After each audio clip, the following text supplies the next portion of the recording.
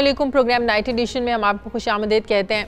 नाज़रीन, पाकिस्तान की 60% से ज़्यादा आबादी रखने वाला सबसे बड़ा सूबा पंजाब इस वक्त बैड गवर्नेंस की आला मिसाल बना हुआ है। विफाक में हुकूमत करने वाली तहरीक इंसाफ को यहाँ भी अक्सरियत हासिल है, लेकिन इंतज़ामी मामलात चलाने में गफलत, विजन की कमी, ना तजुर्बाकारी और लीडरशिप के फुकदान की वजह से ये सूबा बदतरीन इंतज़ामी मुश्किलात का शिकार हो चुका है। शायद यही वजह है कि यहाँ इत्तेहादी तो एक तरफ हुकूमत के अपने भी जो है ना वो नाराज़ नज़र आते हैं। किसी को यही पता नहीं है कि पंजाब में आखिर कमांड है किसकी। ब्यूरोक्रेसी के पास वज़ीर आला से ज़्यादा इख्तियारात हैं। अरकान असम्बली की ब्यूरोक्रेसी सुनती नहीं है, जिस पर अरकान असम्बली को शदीद तहफ़्फ़ुज़ात हैं। इसी हवाले से एक 20 रुकनी अरकान असम्बली पर मुश्तमिल एक ग्रुप भी सामने आया, लेकिन 48 घंटों पहले जो पंजाब में वज़ीर आला उस्मान बुज़दार की तब्दीली के हवाले से एक सियासी हलचल मची हुई थी, वो वज़ीर आज़म के दौरे के बाद ज़रा थमती हुई नज़र आ रही है। वज़ीर आज़म इमरान खान के लाहौर के एक रोज़ा दौरे ने पंजाब में उस्मान बुज़दार की सीट मज़ीद मजबूत कर दी है और वज़ीर आज़म ने 2 टोक अल्फाज में कहा है कि उस्मान बुज़दार को तब्दील नहीं करूँगा। अगर ये कहा जाए कि हर 3 महीने के बाद ये एक हवा चलती है बुज़दार साहब को तब्दील करने वाली है और प्राइम मिनिस्टर साहब लाहौर आते हैं और फिर ये सब कुछ थम जाता है, तो शायद ये गलत नहीं होगा। और वज़ीर आज़म ने कल ये भी कहा कि कोई मुझे ब्लैकमेल नहीं कर सकता है, मुझे पता है कि साजिशें कौन कहाँ से कर रहा है। दूसरी तरफ बलूचिस्तान में स्पीकर बलूचिस्तान असम्बली और वज़ीर आला के दरमियान मामलात हल होते हुए अब नजर आ रहे हैं। जो खदशा एक जाहिर किया जा रहा था कि मौलाना फजलुर रहमान बलूचिस्तान में एक बड़ी तब्दीली लाने जा रहे हैं, वो भी ख़त्म होता नजर आ रहा है। जबकि KP के हुकूमत में शदीद इख्तलाफात के बायस वज़ीर आज़म ने वज़ीर बराए स्पोर्ट्स और कल्चर आतिफ खान, वज़ीर सेहत शहराम तरकई और वज़ीर रेवेन्यू शकील अहमद को सूबाई वज़रा के ओहदों से बर्खास्त कर दिया है, उनको निकाल दिया है काबीना से। इससे पहले खबरें गर्दिश कर रही थी कि 5 वज़रा और 20 के करीब अरकान सूबाई असम्बली हैं जो सूबे में नाकिस तर्ज हुक्मरानी, करप्शन और कमीशन में इजाफे पर सूबाई हुकूमत से नाराज़ हैं। जबकि ये भी खबरें आई कि उन्होंने वज़ीर आज़म इमरान खान को इस हवाले से पहले आगाह भी किया है और वतन वापसी पर एक बार उन्हें सूरत हाल से आगाह किया जाएगा। और कहा जा रहा था कि आतिफ खान डिवोर्स से वापसी पर वज़ीर आज़म इमरान खान से मिलना चाहते थे, लेकिन KP की हुकूमत इन खबरों की तरदीद कर रही है और इन्हें मन घड़त करार दे रही है। लेकिन कल अचानक से सूबाई वज़रा के ओहदों से फारिग किए जाने वाले नोटिफिकेशन ने पार्टी के इंतजामी मामलात और KPK में वज़ीर आला की क़यादत में कई सवालात खड़े कर दिए हैं। और ये सवाल भी अभी जवाब तलब है कि क्या साजिश का इल्ज़ाम लगाकर फारिग किए जाने वाले वज़रा को अब पार्टी में भी रहने दिया जाएगा या नहीं। जबकि ज़राए से मिलने वाली इत्तलात के मुताबिक आतिफ खान समेत 2 वज़रा को लीडरशिप के खिलाफ मुबैना साजिश करने पर हटाया गया है। यह भी कहा जा रहा है कि वज़ीर आला महमूद खान के खिलाफ तहरीक अदम एतमाद के हवाले से आतिफ खान और KPK के 2 दीगर वज़ीरों को लीडरशिप को बाईपास करने पर हटाया गया है और इस फैसले से वज़ीर आज़म ने पैगाम दिया है कि वो किसी के प्रेशर में नहीं आएंगे। सवाल यह है कि KPK में सूबाई वज़रा को हटाने से क्या सूबे में वज़ीर आला महमूद खान की कारकर्दगी के खिलाफ जो उठती आवाज़ें थी ये बंद हो जाएंगी, इसका असर पंजाब में क्या जाएगा। मैं बात करूंगी वज़ीर इत्तलात KPK शौकत यूसुफज़ई साहब ने मुझे ज्वाइन किया। अस्सलाम वालेकुम, बहुत बहुत शुक्रिया शौकत यूसुफज़ई साहब आपका। शौकत यूसुफज़ई साहब, KP से 3 वज़रा को फारिग करना लग रहा है कि एक क्लियरली मैसेज दिया गया है पार्टी की तरफ से, प्राइम मिनिस्टर की तरफ से, कि उनके जो सेलेक्टेड लोग हैं, चाहे पंजाब का वज़ीर आला हो या KP के वज़ीर आला, कोई इख्तलाफ करेगा, इख्तलाफ राय रखेगा, उसको कोई हक नहीं है, उसको सीधा घर ही जाना पड़ेगा। क्या पार्टी में इख्तलाफ की कोई जगह नहीं है, कोई इख्तलाफ नहीं कर सकता? बिस्मिल्लाहिर्रहमानिर्रहीम। देखिए, बात इख्तिलाफ की नहीं है, ना इख्तिलाफ राय की है। इख्तिलाफ राय तो जमहूरियत का हिस्सा होती है, वो तो लोग करते रहते हैं, हम भी करते हैं। उसके लिए प्लेटफॉर्म भी मौजूद हैं और उसका जो प्लेटफॉर्म है वो डेफिनेटली सबको पता है कि जो पार्लिमानी पार्टी होती है उसके जब इजलास होते हैं तो उस दौरान फिर हर कोई अपना इख्तिलाफ जो वहाँ बयान भी करता है, अपना जो डिमांड है वो भी कहता है। वो वज़ीरों के ख़िलाफ़ भी स्पीचेस होती हैं, वज़ीर आला भी वहाँ मौजूद होता है, तो सारी चीज़ें होती हैं। लेकिन वो जो पार्लिमानी पार्टी जो जमहूरी अंदाज होता है वो उसके अंदर होता है और ये सबके साथ होता है। पार्टी के अंदर इख्तिलाफात भी होते हैं, ग्रुप्स ही बनते हैं, लेकिन यहाँ पे इशूज़ कुछ और था। क्या? ये चूँकि काफ़ी अरसे से था और स्टार्ट से था कि जी ग्रुपिंग जो है वो बनती आ रही थी और ग्रुपिंग जो है वो एक वन साइडेड हो रही थी और उससे काफ़ी जो चीज़ें थी, क्योंकि आप इतने बड़े लेवल पे अगर आप कहें कि जी 4, 5, 6, 7 मिनिस्ट्रियाँ अगर इकट्ठी हो जाएं और वो सिर्फ ये कि अगर वो कुछ भी ना करे, वो अगर ये कहें कि जी हमने काम नहीं करना है और थोड़ा सा उसको स्लो कर दे, तो वो पूरे उस पर असर पड़ता है गवर्नमेंट के परफॉर्मेंस पर। फिर जो है ना ये एक तो ये कि इसमें कंफ्यूजन आ रही थी, मेंबरान बेचारे कंफ्यूज हो रहे थे कि क्या हो रहा है, ये कौन स्ट्रांग है कौन स्ट्रांग नहीं है, किसके पास जाए किसके पास न जाए। तो जब भी पार्टी में इस तरह की सिचुएशन होती है, हमने बड़े दबा के इसको रखा है, 1.5 साल कोशिश होती रही है। ये जो 3 वज़रा थे, ये वज़ीर आला KP के महमूद खान साहब के खिलाफ कोई साजिश कर रहे थे, उनके खिलाफ ग्रुपिंग कर रहे थे, क्योंकि आतिफ खान साहब तो बनना चाहते थे ना, वो कैंडिडेट भी थे, वज़ीर आज़म के बड़े करीब भी हैं। तो क्या इस पर आप लोगों ने इन्वेस्टिगेशन की है, बाकायदा कोई तहकीकात की है कि कुछ चीज़ आप लोगों के सामने वाजे होकर आई है कि हाँ ये लोग हैं जो वज़ीर आला KPK के खिलाफ साजिशें कर रहे थे, ग्रुपिंग कर रहे थे?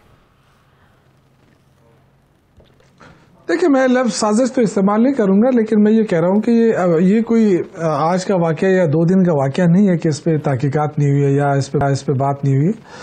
मेरे ख्याल से कोई कई दफ़ा तो प्राइम मिनिस्टर से खुद मिल चुके हैं, ये उनके नोटिस में बात लाई गई है, बार बार लाई गई है, और वो भी काफ़ी हद तक वो समझा भी चुके थे कि जी आपने इस हद तक इससे आगे नहीं जाना है।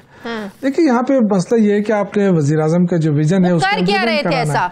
एक रेड लाइन थी ना, आप लोगों ने कहा ना कि एक वार्निंग थी, उन्होंने वो क्रॉस कर ली लाइन, वो रेड लाइन क्या थी जो उन्होंने क्रॉस कर ली? देखिए, वो मैंने तो आपसे अर्ज की कि 1-2 दिन का वाकया नहीं, पूरे 1.5 साल लगे इसमें कि जब कैबिनेट के इजलास होता था, तो कैबिनेट के इजलास में आपको पता है कि जब एक इशू आता है फिर उसमें सारे मेंबरान बोलते हैं, उसमें इख्तिलाफ राय भी आती है, उसमें जो अक्सरियत होती है फिर वो फैसला अक्सरियत की बुनियाद पर किया जाता है। अगर कहीं पे वो हो जाए, जब अक्सरियत पे फैसला हो जाता है तो वो बाइंडिंग हो जाता है पूरे कैबिनेट के मेंबरान के ऊपर। सही। तो इसमें ऐसे भी बहुत सारे वाकयात ऐसे आए कि जी वो कहते थे जी हम इसको नहीं मानते हैं या इसको ऑन नहीं करते हैं, तो उससे जो है ना कंफ्यूजन फैल जाती थी और बड़े इश्यूज इस सिलसिले में आ रहे थे और एक कंफ्यूजन। लेकिन आप कह रहे हैं कि 6 साल से ये चल रहा था, लेकिन मुख्तलिफ टीवी चैनल प्रोग्राम्स में बारहा आपसे पूछा गया कि खबरें आती रही हैं कि KPK में ग्रुप बंदी हो रही है, जो आपकी कैबिनेट है वो ग्रुप बंदी का शिकार है। आपने हमेशा तरदीद की, आपने कभी नहीं कहा कि हाँ इस तरह की कोई बात ही, तो कल सब चीजें खुलकर सामने आएंगी। आपसे बड़ी दफा इस पर सवालात हो चुके हैं, लेकिन आपने हमेशा तरदीद की इसकी। जी बिल्कुल, जी बिल्कुल, जी बिल्कुल। हम समझते थे कि ये पार्टी का अंदरूनी मामला है, इसको यहीं पे सेटल करते हैं, और उसके लिए काफ़ी अरसा भी दिया गया, काफ़ी कोशिशें भी हुई। जो वेलविशर थे दोनों तरफ से मैं कहूँगा, या फिर यही सीनियर जो पार्टी के सीनियर लोग थे उन्होंने भी काफ़ी कोशिश की, लेकिन ये चीज़ ख़त्म नहीं हो रही थी। और उसकी वजह से जो प्रॉब्लम्स आ रहे थे या जो भी आप कहें कन्फ्यूजन डेवलप हो रही थी, उसका फिर यही था कि पार्टी डिसिप्लिन पे बात आ जाती है कि जी क्यों पार्टी डिसिप्लिन को वायलेट किया जा रहा है बार बार।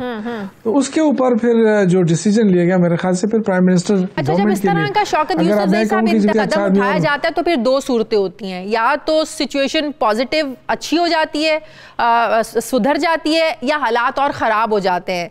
तो आपको लगता है कि सिर्फ 3 वजीर नहीं थे, जाहिर है इनके साथ और भी 10-12 लोग और हैं जो ग्रुप बंदी का शिकार थे। आपको लगता है कि अब ये और ज़्यादा नेगेटिव हो जाएंगे, वाकई ग्रुप बंदी कर लेंगे, फॉरवर्ड ब्लॉक एक बन जाएगा, या चीज़ें सुधर जाएंगी?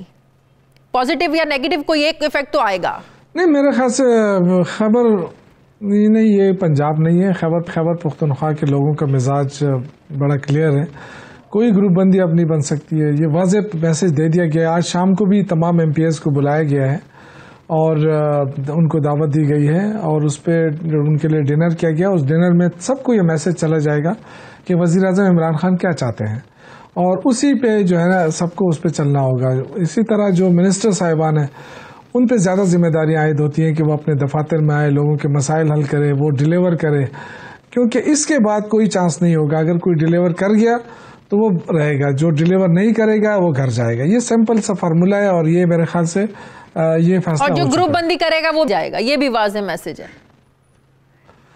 डेफिनेटली। देखिए, ये तो मैंने आपसे कहा कि ये इस तरह नहीं है कि किसी को सुना नहीं गया, या किसी को टाइम नहीं दिया गया, या किसी को मौका नहीं मिला है। मौके नहीं, कई मौके हो चुके हैं। इसके बाद इस तरह का डिसीजन लेना, और मेरे ख्याल से ये अच्छा डिसीजन इसलिए भी है कि अगर आप इतने हाई लेवल के लोगों को भी आप हटा सकते हैं, तो इसका मतलब ये है कि सबको मैसेज चला गया कि कोई कंप्रोमाइज नहीं है अपने। अब देख रहे हैं कि इसके बाद पंच में इसका क्या असर जाता है। बहुत बहुत शुक्रिया वज़ीर इत्तलात KP शौकत यूसुफज़ई साहब मेरे साथ है, बहुत शुक्रिया आपका। मुझे प्रोग्राम में एक ब्रेक लेनी है, वापस आते हैं वक्फे के बाद।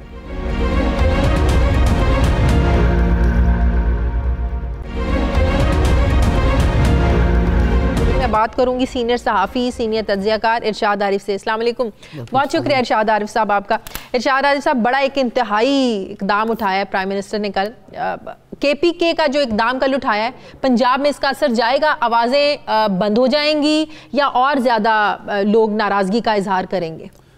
देखिए जी, बात यह है कि जो भी एक एक्शन होता है उसका रिएक्शन होता है। बिल्कुल। और वो कोई भी एक्शन हो वो एक मैसेज भी होता है। रिएक्शन तो ये हो सकता है कि आतिफ खान, शहराम तारकई और शकील और जो दूसरे उनके साथ अरकान असम्बली थे वो ग्रुप बंदी मज़ीद तेज़ कर दें, लेकिन मेरा नहीं ख्याल कि ऐसा मुमकिन है। आतिफ खान जो थे वज़ीर आला के उस वक्त उम्मीदवार थे, उनको नहीं मिली, वो शाकी थे, रंजीदा थे, वो परवेज़ खटक से इख्तिलाफात को ढके छुपे नहीं है। हाँ, वो सारी चीज़ें थी। जब इतना बड़ा एक्शन हो गया है तो अब एक MPA जो होता है वो मोहताज होता है वज़ीर आला का, वो हुकूमत का, सेक्रेटरीज़ का। उसे तरक्याती फ़ंड चाहिए होते हैं, उसको मर्ज़ी के अफसर चाहिए होते हैं, उसने काम अपने हल्के के निकलवाने होते हैं। तो वो किसी बगावत का हिस्सा सिर्फ़ उस सूरत में बनता है जब उसको 100% यकीन हो कि वो कामयाब हो सकता है।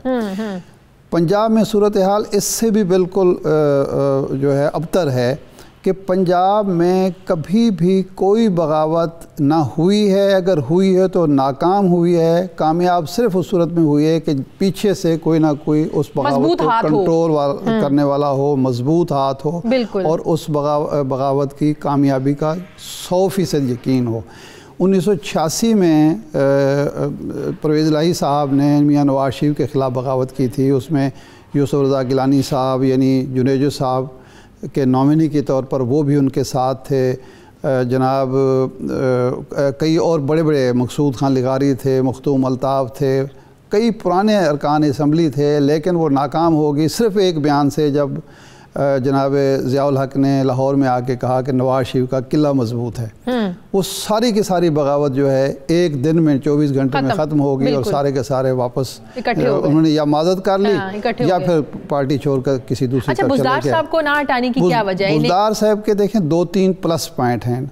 एक तो ये है कि वो मुरज्जा मरंज शख्सियत हैं, उनका कोई धड़ा ऐसा नहीं है कि कोई एक धड़ा कह सके जी उसको वो नवाज रहे हैं और हमें महरूम कर रहे हैं। ये इल्ज़ाम लगाया जाता है। बन सकता है अगर उनको हटा दिया जाए। हाँ, वो बात की बात है। इस वक्त एक है, दूसरा उनको एतमाद हासिल है जनाब इमरान खान का। लेकिन सबसे बड़ा जो प्लस पॉइंट है वो ये है कि ये जो वीकनेस होती है वो बाज़ों का ताकत बन जाती है। वीकनेस क्या है यहाँ PTI की, इमरान खान की और जनाब बुज़दार की? वो ये है कि यहाँ अक्सरियत जो PTI की को हासिल है वो 5-6 वोटों की है, यानी 11 वोटों की अक्सरियत है। अगर 6 लोग एक तरफ हो जाएं तो वो अक्सरियत अक़लियत में बदल जाती है। सही। क्या आज अगर इमरान खान ये फ़ैसला करें कि जी बुज़दार को मैं हटा रहा हूँ, तो क्या पार्टी में से कोई मुत्तफ़िक़ा वज़ीर आला लाया जा सकता है? पहला सवाल ये है। सही। एक बात। दूसरा ये है कि जो इत्तेहादी हैं चौधरी बिरादरान जिनके 10-11 वोट हैं, क्या वो उसका साथ देंगे? बिल्कुल। ये दूसरा सवाल है। तीसरा सवाल ये है कि क्या पार्टी के अंदर यानी किसी भी वजह से 6-7-8 अरकान जो हैं वो बगावत नहीं कर सकते? ये एक सवाल है। सही। और सबसे बड़ा सवाल है कि वस्ती पंजाब में मुस्लिम लीग नून जो है एक पॉपुलर सियासी जमात के तौर पर सामने फ़ायदा भी उठा सकती है। अगर वो फ़ायदा अगर उठाना चाहे, अगर चौधरी बिरादरान को अपने साथ मिला ले, किसी भी शख्स को, जिस तरह मंजूर भट्टू के ख़िलाफ़ बगावत हुई थी तो उसके नतीजे में पीपल्स पार्टी ने वो बगावत कराई थी और फिर वो एक मुस्लिम लीगी को देनी पड़ी थी वो वज़ारत आला। तो मेरा ख्याल है ये वजह है जिसकी वजह से इमरान खान समझते हैं कि मैं ये गलती ना करूं और इसकी वजह से पंजाब अगर उनके हाथ से निकल गया तो मरकज़ की जो हुकूमत है वो बराए नामी होती है। बिल्कुल सही। सीनियर सहाफ़ी तज्ज़ियाकार सलीम साफ़ी साहब ने मुझे ज्वाइन किया। अस्सलाम वालेकुम, बहुत शुक्रिया साफ़ी साहब आपका। साफ़ी साहब, KPK के मामलात को बड़ा ज़बरदस्त आप जानते हैं, बड़ा ज़बरदस्त आपका KPK के हालात जो उस पर एनालिसिस होता है। कल जो एक बड़ी डेवलपमेंट हुई है, बड़ा जो इंतहाई एक इक़दाम उठाया है 3 वज़रा को हटाने का, आतिफ खान, शहराम तुरकई, शकील खान, ये क्या सही है कि जो पार्टी के खिलाफ साजिश करेगा, पार्टी डिसिप्लिन की खिलाफ वर्जी करेगा, वो सीधा घर जाएगा? साजिशें हों, इख्तलाफ राय हो, ये कबूल नहीं है PTI के अंदर, पार्टी के अंदर। देखिए, एक तो मेरे ख्याल में ये सिलसिला खुद इमरान खान साहब के ईमा पे शुरू किया गया था परवेज़ खटक साहब के दौर में, जब परवेज़ खटक वज़ीर आला थे और वो कुछ अपने इख्तियारात को इस्तेमाल करने लगे थे, तो उनकी हुकूमत के आखिरी 2 सालों में तो आतिफ खान और शाहराम खान ये इमरान खान साहब के फेवरेट थे। उनके साथ अक्सर इस्लामाबाद में देखे जाते थे, अक्सर शाम के औकात में इकट्ठे पाए जाते थे और बराह रास्त उनके राब्ते में थे। तो एक उस वक़्त उन्होंने चीफ सेक्रेटरी के ज़रिए, ये जो मौजूदा उनके प्रिंसिपल सेक्रेटरी हैं, इनको चीफ सेक्रेटरी लगा के परवेज़ खटक साहब को पे निगरानी के लिए उनको मुकर्रर किया था, और दूसरा आतिफ खान और शाहराम खान के ज़रिए उनको कार्नर वो कर रहे थे। और उस वक़्त उन्होंने आतिफ खान को ये बताया था कि मेरे अगले वज़ीर आला आप होंगे, और वो भी लोगों को बताते थे। उसकी वजह से परवेज़ खटक और उनका इख्तलाफ भी शुरू हो गया, क्योंकि परवेज़ खटक समझ रहे थे कि ये मेरे पैरेलल वज़ीर आला बन रहे हैं, इमरान खान साहब की शह पे बन रहे हैं। तो जब इलेक्शन हुआ और परवेज़ खटक की सीटें पहले से भी बढ़ गई, तो परवेज़ खटक ज़ाहिरी बात है एक मजबूत आदमी हैं, उनके उस सूबे में रूट्स हैं, फिर MPAs में भी ज़्यादातर उनके लोग थे। तो लेकिन इमरान खान साहब उनको किसी सूरत वज़ीर आला नहीं बनाना चाह रहे थे, और वो आतिफ खान को बनाना चाह रहे थे। बिल्कुल बिल्कुल। तो उसके जवाब में फिर चूंकि असद कैसर भी कैंडिडेट थे, शाह फरमान भी कैंडिडेट थे, तो परवेज़ खटक और उन दोनों ने इमरान खान साहब से ये कह दिया कि आप अगर हमें नहीं बनाते तो फिर इसको भी नहीं बनाएंगे। इसलिए ये महमूद खान की लॉटरी निकल आई और फिर कमज़ोर तरीन शख्स को वज़ीर आला बनाया गया कि जिसमें उनकी वज़ारत आला में इन सब का भी हिस्सा हो और साथ उसको मरकज़ से कंट्रोल भी किया जा सके। और फिर उसी वक्त इमरान खान साहब ने आतिफ खान के कान में ये बात डाल दी थी कि आप चंद महीनों के लिए सब्र कर ले कि परवेज़ खटक वगैरह को मैं खामोश कर लूँ, तो उसके बाद मैं आपको दोबारा वज़ीर आला बना दूंगा। तो आतिफ खान के जहन में उस वक़्त से ये बात बैठी हुई थी, इसलिए वो महमूद खान की नाकामी का और अपने साथ इमरान खान साहब के वादे के पूरा होने का इंतजार कर रहे थे। सही। और इसीलिए उन्होंने पिछले 1.5 साल में कभी भी वज़ीर आला को वज़ीर आला नहीं समझा, बल्कि वो उनसे बातचीत भी नहीं कर रहे थे। अब ये उनसे असेसमेंट की गलती हो गई कि उनको ये गलतफहमी थी कि शायद खान साहब माजी की दोस्ती की बुनियाद पे और उनसे किए गए वादे की बुनियाद पे जब ये लोग उनके सामने महमूद खान की बुरी परफॉर्मेंस और करप्शन के मुबैना वाक़यात का वो तफसील रखेंगे, तो शायद इमरान खान साहब उन पे दस्त शफ़क़त रख देंगे। लेकिन इस दौरान यहाँ पे एक तो परवेज़ खटक साहब की इस वक्त रेटिंग बहुत हाई जा रही है, मुक़्तदिर हल्कों में भी और हुकूमती हल्कों में भी। दूसरा, ये महमूद खान जो है ये बुनियादी तौर पर मुराद सईद साहब के नॉमिनी है।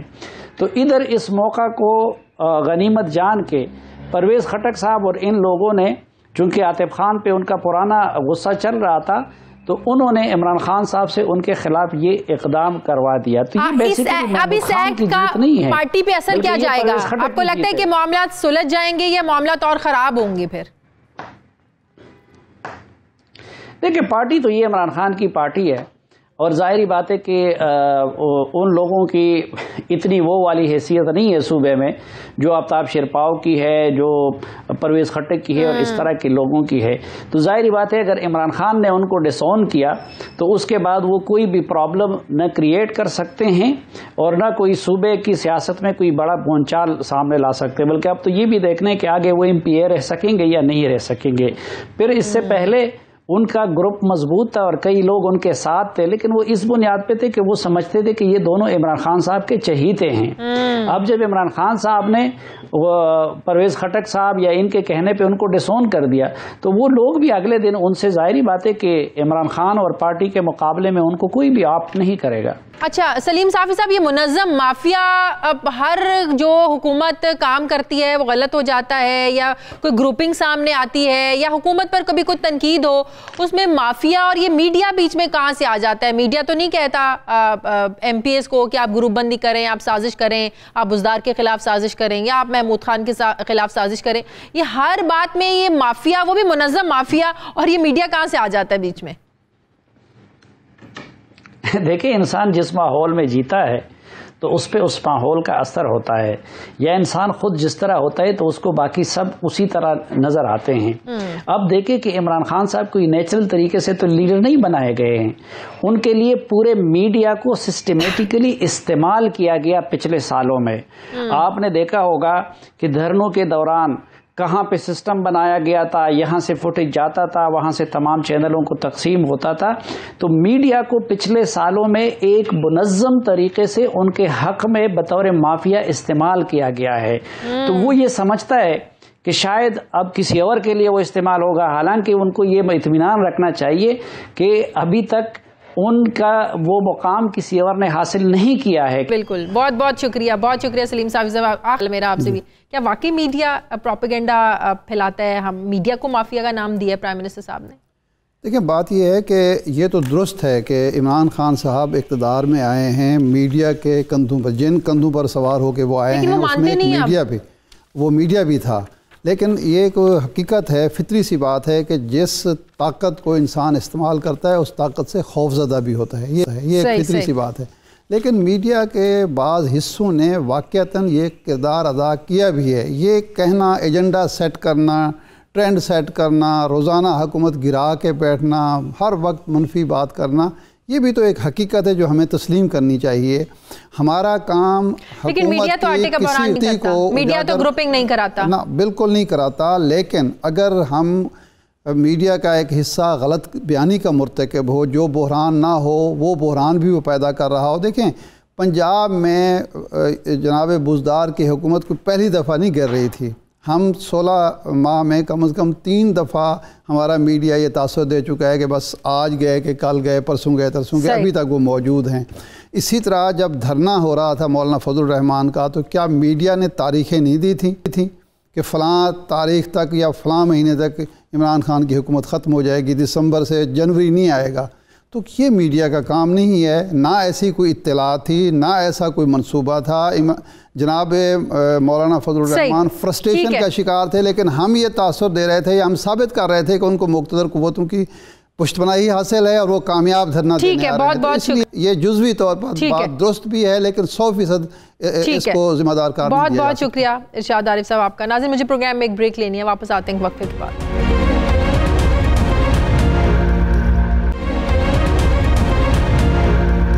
नाज़रीन, वज़ीर-ए-आज़म इमरान खान ने बतौर chairman Tehreek Insaf foreign funding case के हवाले से इस्लामाबाद हाई कोर्ट के फैसले को सुप्रीम कोर्ट में चैलेंज कर दिया है।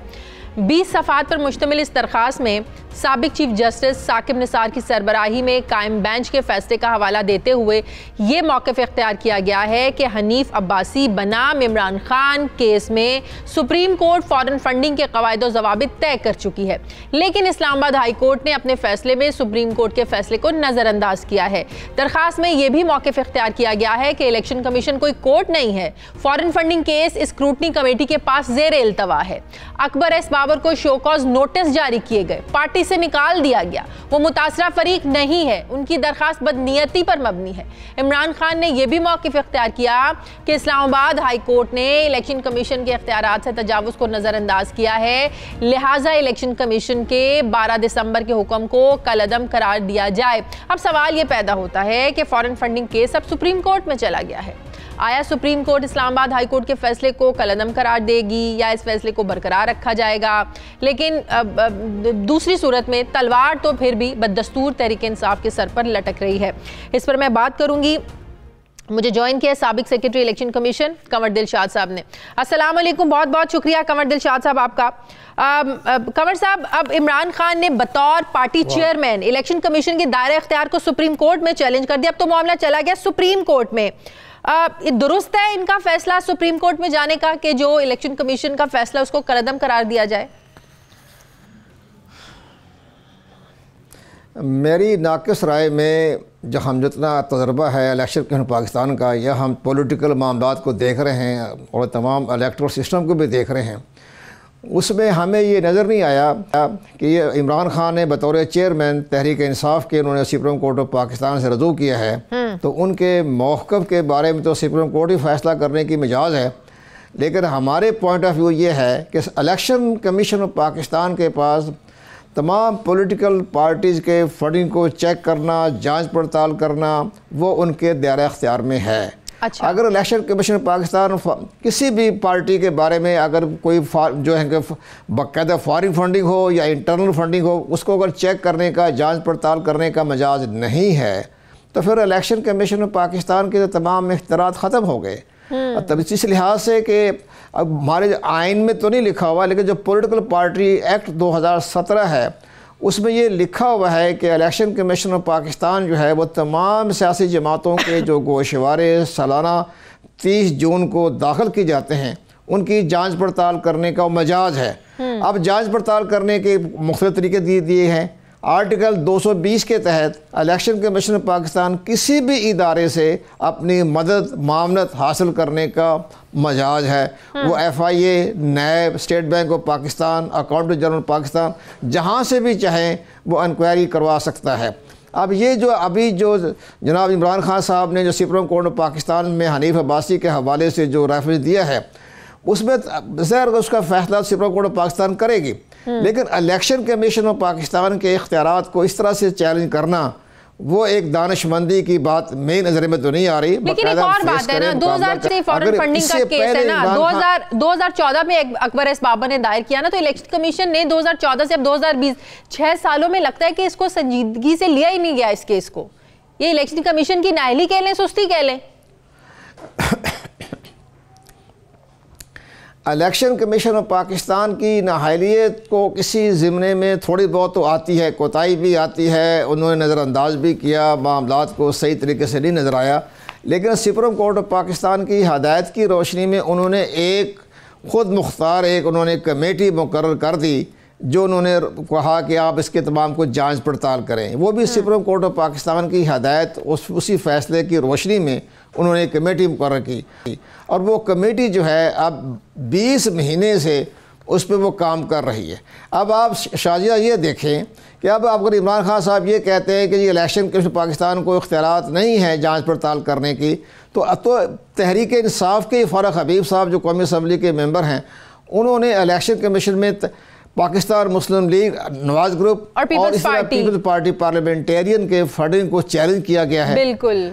नाम हमारा जो पार्लियामानी ज़बान में उसका नाम है पाकिस्तान पीपल पार्टी पार्लियामेंटेरियन। जी बिल्कुल बिल्कुल। पार्लियामेंट की ज़बान में, क्योंकि जो रजिस्टर्ड पार्टी जो है वो पाकिस्तान पीपल पार्टी पार्लियामेंटेरियन है। लेकिन बहरहाल जिस तरह भी नाम लेना चाहे, दोनों एक ही पार्टी है, लेकिन वो उसका बाकायदा उसकी भी तकरीबन 15-16 हियरिंग हो चुकी है बाकायदा। ये तो फिर तज़ाद ना कि आपका फॉरेन फंडिंग केस सुनने का इख्तियार नहीं है इलेक्शन कमीशन को, और आप जाते हैं पीपल्स पार्टी और नून लीग के खिलाफ इलेक्शन कमीशन को कहते हैं भाई आप सुने। ये तो खुला तज़ाद हो गया ना,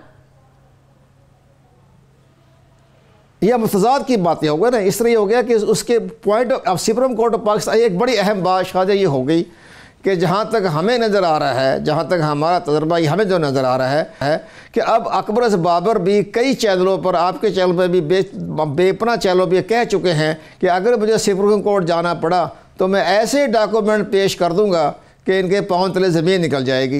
ये बार बार वो कह चुके हैं। अब ये होगा कि अब अपनी सेफ साइड के लिए अकबर एस बाबर पेश नहीं हो सकते, क्या ये मौक़िफ़ दुरुस्त है?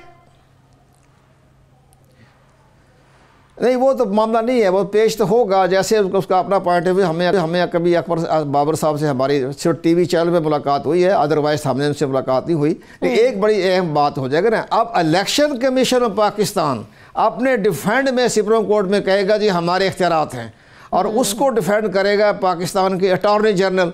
अब अगर अटॉर्नी जनरल ये कहते हैं जी इलेक्शन कमीशन ऑफ पाकिस्तान के इख्तियारात नहीं हैं, तो फिर ठीक है, इलेक्शन कमीशन को आप एक आम सा इदारा समझ के को बंद कर दें। वो चैलेंज किया है PTI के, इमरान खान के, इनके तमाम वज़रा के जितने भी फंड्स थे, सब कुछ डिक्लेयर्ड है पार्टी का। तो अगर सब कुछ डिक्लेयर्ड है फिर तो बिल्कुल ब्लैक एंड वाइट में ये मामला हल हो जाना चाहिए था। फिर इनके बुखलाहट की वजह क्या समझ में आती है कि दाल में वाकई कुछ काला है। कभी इलेक्शन कमीशन के दायरेकार को चैलेंज करते हैं, कभी अकबर एस बाबर को कहते हैं कि इनको इख्तियार नहीं है, ये हमारी पार्टी के रुकन नहीं है। अगर सब कुछ इतना ब्लैक एंड वाइट में है, सब कुछ डिक्लेयर्ड है, तो फिर तो ये मामला हल हो जाना चाहिए था। देखिए शाहजिया, पहले इन्होंने, इमरान खान ने अभी 2-3 हफ्ते पहले एक प्रेस कॉन्फ्रेंस में ये कहा कि फॉरेन फंडिंग केस की कोई हैसियत ही नहीं है, ये हमें तमाम डॉक्यूमेंट दे दिए हैं। बिल्कुल, तो सुप्रीम कोर्ट ऑफ पाकिस्तान में जाने की क्या ज़रूरत थी।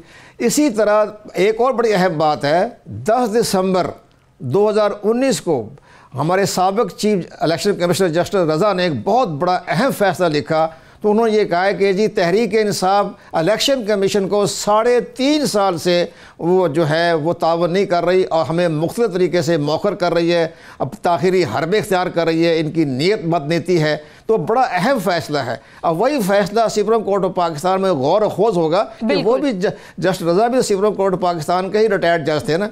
तो ये बहुत बड़ा अहम पंडोरा बॉक्स खुल जाएगा, जो कि मेरा ये ख्याल था कि इमरान खान साहब को सुप्रीम कोर्ट ऑफ पाकिस्तान में नहीं जाना चाहिए था। अब नया इलेक्शन कमीशन आ गया है, तो नए चीफ इलेक्शन कमीशन साहब वहाँ उनके केस में फ़ाइट करते, देखते, फिर वहाँ कहते हैं जनाब आपके इख्तियारात में शामिल नहीं है, तो वो फैसला करते, तब जाते सुप्रीम कोर्ट ऑफ पाकिस्तान में।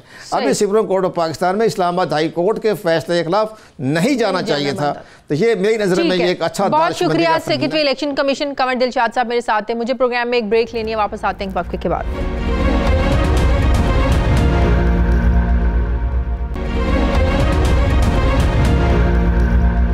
ब्रेक के बाद एक बार फिर से आपको खुशामदीद कहते हैं। नाज़रीन, पाकिस्तान तहरीक इंसाफ की हुकूमत ने 50 लाख घरों की तामीर का जब वादा किया तो अपोजिशन ने इस पर बड़ी तनकीद की कि तहरीक इंसाफ की हुकूमत ये मंसूबा मुकम्मल नहीं कर पाएगी। जब 1.5 साल गुजर गया उनकी हुकूमत का, तो तहरीक इंसाफ पर और ज़्यादा तनकीद होने लगी कि ये सिर्फ लोगों के साथ एक धोखा था और ये सिर्फ इंतखाबात जीतने के लिए एक नारा था।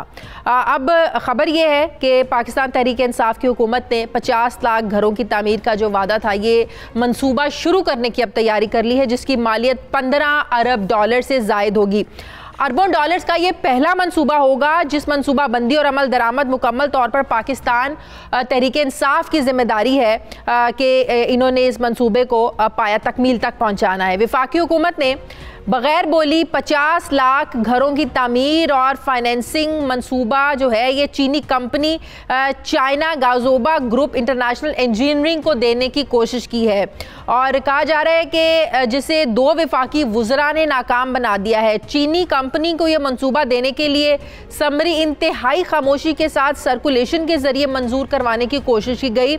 21 काबीना के अरकान ने तो आंखें बंद करके इस पर इत्तफाक राय कर लिया। उन्होंने कुछ नहीं कहा कि आपने बग़ैर बोली जो है ये मंसूबा चीनी कंपनी को दे दिया है। जिस कंपनी को दिया जा रहा है उसका म्यार का क्या है, उसकी रेपुटेशन क्या है, आप उसको कितने पैसे देने जा रहे हैं। जबकि 2 अहम तरीन वज़रा ने इस इक़दाम को शफाफियत और वफाकी काबीना के फैसलों के मुनाफी करार देते हुए दस्तखत करने से इनकार कर दिया। हाउसिंग पॉलिसी के मुताबिक भी तमाम तामीराती ठेके जो होते हैं ये बिडिंग के जरिए से अवार्ड होने हैं। वजारत हाउसिंग चीनी कंपनी के साथ MOU तय करके इसे ये इख्तियार देना चाहती है कि वो इस मंसूबे के लिए चीन की हुकूमत से तरजीही फंड्स के ज़ेरे इंतज़ाम फाइनेंसिंग, प्रमोशन, फिजिबिलिटी स्टडी और सरमायाकारी का तखमीना और कम आमदन हाउसिंग स्कीम की जो है वो तामीर करे।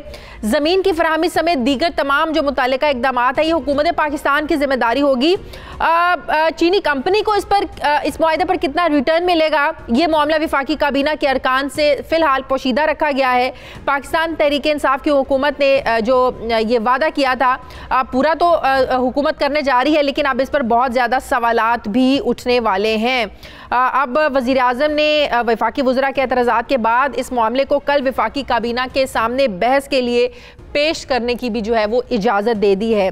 इस अहम मामले पे मैं बात करूंगी ब्यूरो चीफ इस्लामाबाद सुहेल इकबाल भट्टी से। सुहेल, सबसे पहले तो ये बताइएगा कि बग़ैर बोली के देना, तो ये तो यहीं पर लग रहा है कि ये मंसूबे में कुछ घपला होने वाला है।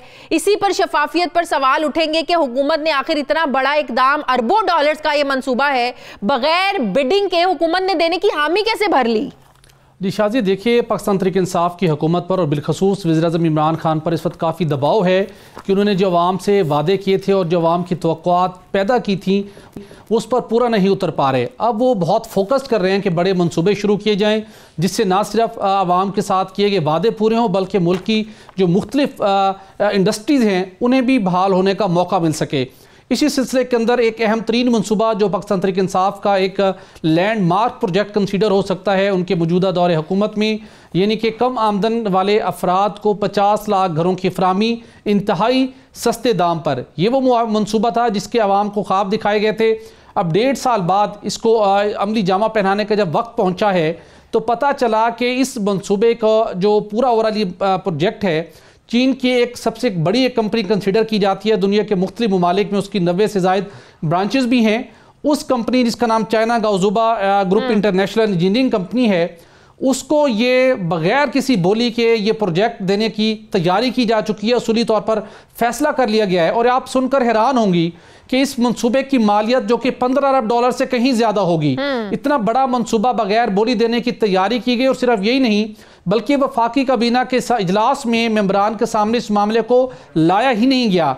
92 न्यूज़ को जो एक्सक्लूसिवली सरकारी दस्तावेज मौसूल हुई उसके मुताबिक ये एक समरी तैयार की गई वजारत हाउसिंग की जानिब से और उसको सर्कुलेट किया गया मुख्तलिफ अरकान को, उनके दफातर और घरों पर समरी भिजवाई गई। 21 अरकान ने उसके ऊपर कोई सवालात पूछे बगैर उसकी मंजूरी दे दी और अहम बात ये है कि ये वजारत जिनके पे वो इनके इत्तेहादी हैं, लगता है मसाइल और ख़राब होंगे अब।